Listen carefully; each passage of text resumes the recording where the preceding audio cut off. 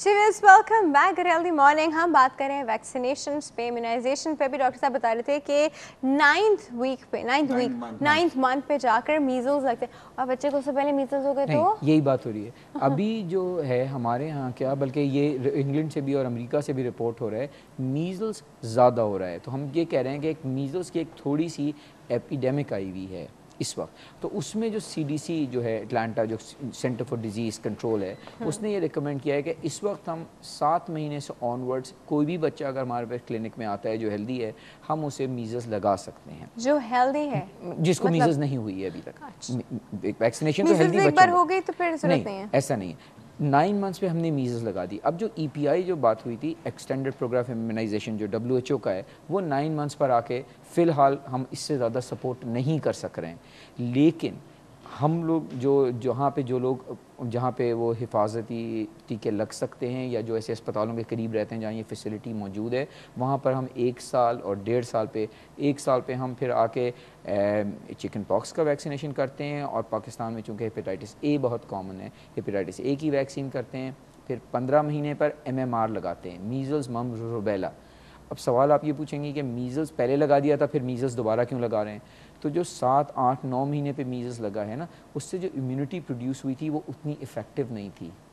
वो हमने दे इसलिए दिया था कि चूँकि हमारे यहाँ मीज़ल्स बहुत कॉमन है, तो हमने एक शॉट दे दिया था। लेकिन इम्यूनिटी जो उससे प्रोड्यूस हुई, that was not like sufficient. So हम MMR 15 महीने पे फिर लगा देंगे। इसमें मीज़ल्स, मम्स और रूबेला। और ये लड़कियों के लिए ख़ास तौर पर रूबेला इज़ वेरी इंपॉर्टेंट, लड़कों के लिए mumps is very important. Because pregnancy में अगर रूबेला हो जाए तो उससे फिर होने वाले बच्चे पे बहुत असरात पड़ सकते हैं।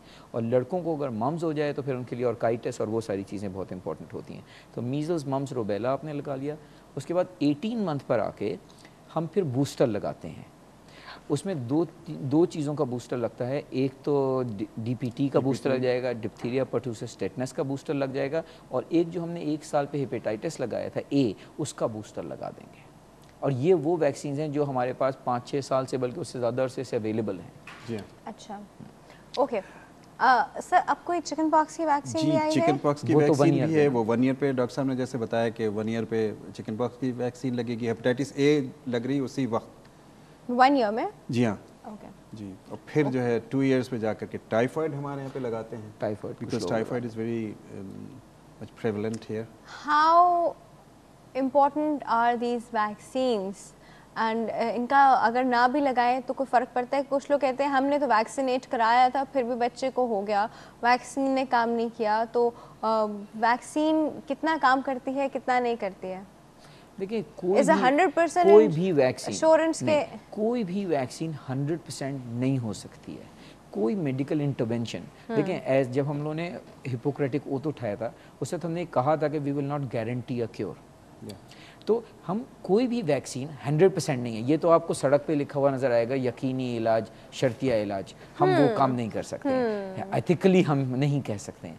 अब सवाल ये है कि जो भी वैक्सीन हैं दे आर 100% नहीं है। लेकिन हमने ये देखा है और तजुर्बे से साबित हुआ है, रिसर्च से साबित हुआ है कि जिन बच्चों को वैक्सीनेट हुए हुए होते हैं उनको अगर डिजीज़ होती भी है तो वो माइल्डर होती है, लेस सीवियरिटी की होती है, तो वो बेहतर रहते हैं, दे डू मच बेटर। और प्रोटेक्शन जो है as high as some condition as high as 75%, 80%, 90% protection तक आप दे रहे होते हैं।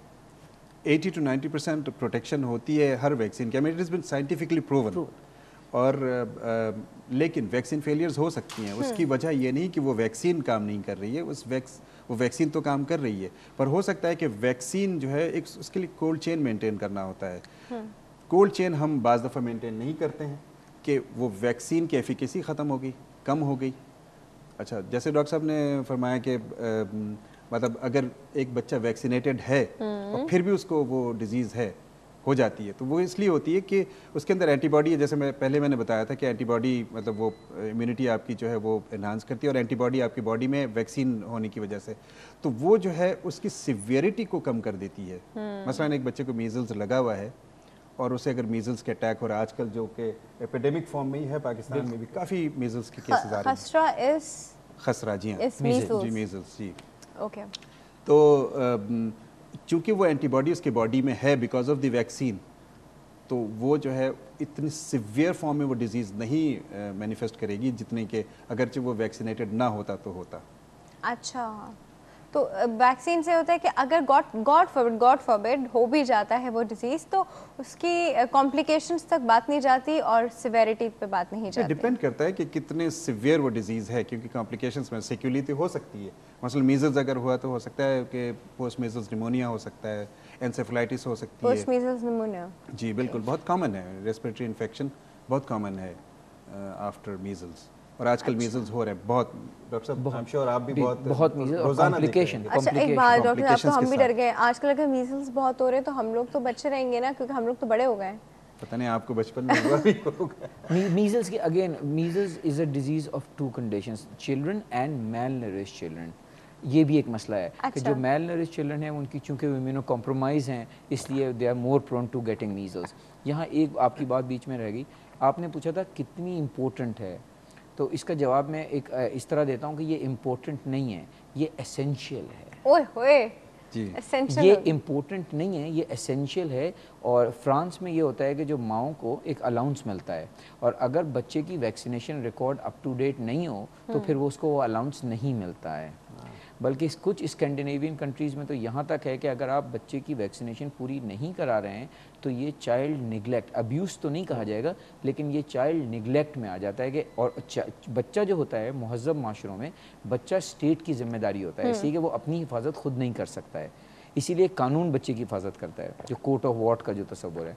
तो बाज़ मुल्कों में जैसे फ्रांस में वो माँ का वो रोक लेते हैं, और बाज़ स्कैंडिनेवियन कंट्रीज़ में ये है कि वो माँ को बच्चे को वो चाइल्ड निगलेक्ट में आ जाता है। और निगलेक्ट का मतलब ये कि अगर माँ कंटिन्यूसली ऐसा करेगी तो वो फिर बच्चा उससे लेके सोशल वर्कर्स आ जाएंगे। It is not important, it is essential. और इसमें एक और बड़ी ख़ास चीज़ है कि इम्यूनाइजेशन, जैसे पोलियो क्या हो रहा है, सबको हम क्यों फैला रहे हैं। देखिए ऐसा है, जब हम वैक्सीनेट कर रहे होते हैं ना, जैसे एक कोई भी प्रेसिडेंट जा रहा है, उसके साथ उसके बॉडीगार्ड्स होते हैं, उनका काम क्या होता है कि अगर गोली आएगी तो उनको लग के पीछे तक नहीं आएगी। तो इंडेक्स केस के सामने आप जितने ज़्यादा बॉडीगार्ड्स खड़े करेंगे उतना ज़्यादा प्रोटेक्शन बढ़ता जाएगा आपको। इसी तरह आजकल मीजल्स क्यों हो रही है, हमने जनरल हमारा मीजल्स का जो परसेंटेज था इम्यूनाइज चिल्ड्रन का, अगर ये 60% से या 50% से कम हो जाएगा तो फिर क्या होगा, जो हर्ड इम्यूनिटी है वो कम होने लगती है। और यही पोलियो जो डेज़ हम मनाते हैं उसका तस्वुर यही है कि हम सारों को दे दें ताकि जो पोलियो केस है उसको हम ज़्यादा से ज़्यादा शील्ड कर दें कि वो ना आए। और हम लोग बहुत अफसोस के साथ कहना पड़ता है कि हम 3 मुल्क ऐसे हैं जहाँ पोलियो रिपोर्ट हो रहा है, उसमें से एक हम हैं। हम टॉप पे हैं, पाकिस्तान, नाइजीरिया, पाकिस्तान, अफगानिस्तान। जी, इंडिया था, इंडिया ने पिछले साल ख़त्म कर दिया इंडिया ने। अच्छा हाँ बिल्कुल ख़त्म हो चुका है। इस साल अगर उन्हें पोलियो क्लियरेंस का सर्टिफिकेट मिल जाएगा तो WHO उन्हें इरेडिकेटेड एरिया कह देगी। और बांग्लादेश हमसे बहुत पहले, let me emphasise on this, बहुत पहले पोलियो फ्री हो चुका है। श्रीलंका इज द सेम, छोटे छोटे मुल्क हैं। और कि वो तो मतलब वो हमारा पार्ट होते हुए, मतलब they have progress so much in these things के वो हमसे ज़्यादा। इन्फेंट मोर्टेलिटी 1971 में ईस्ट पाकिस्तान की वेस्ट पाकिस्तान से डबल थी, और इस वक्त हमसे आधी है। सो they have made a 4-fold improvement. Yes.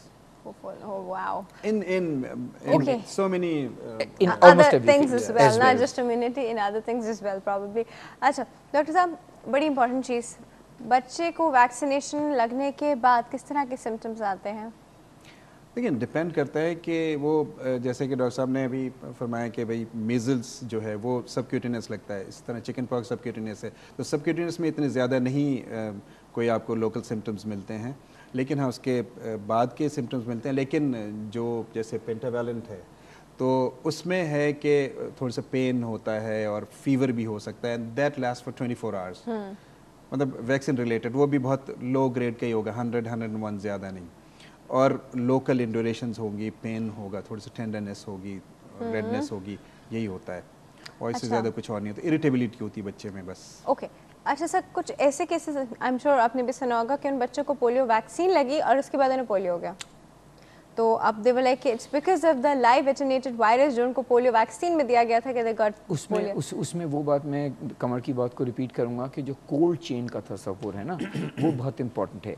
आपने वैक्सीन नहीं, बनाई, बट दे डोंट ब्लेम कि वो कोल्ड चेन है या क्या है, वो कहते हैं कि vaccine because live vaccinated virus मिला। सुन लेना, ये बात तो तो सुने। भी आ रहे हैं। आपने वैक्सीन बनाई, इन्होंने ट्रांसपोर्ट की, इन्होंने मुझे दी, मैंने एक और साहब को दी, उन्होंने दी।